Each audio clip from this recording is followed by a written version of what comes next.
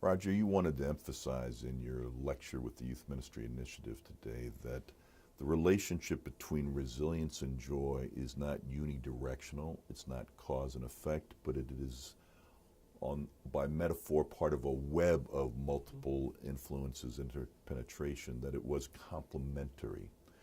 What do you mean by a complementary dynamic of joy and resilience? What does that look like?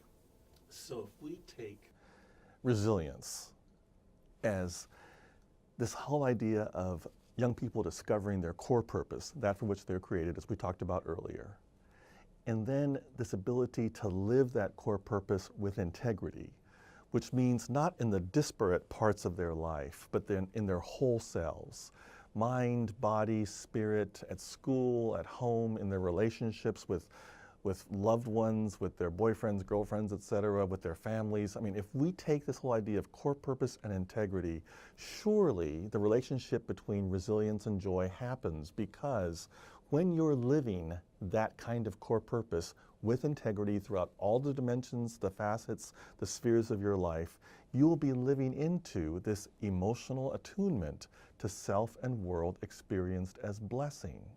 I think that's part of the power of this relationship between resilience and joy. It isn't linear, as you just said. I think one begets the other. I think entry points matter. It could be that a young person experiences the sense of joy and then figures out what their core purpose is and how they live that out with integrity, and resilience is the result.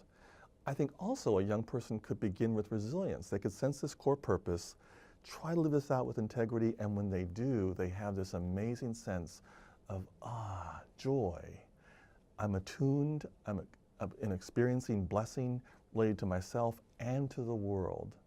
I do want to say I think this idea of joy as both self and world is crucial.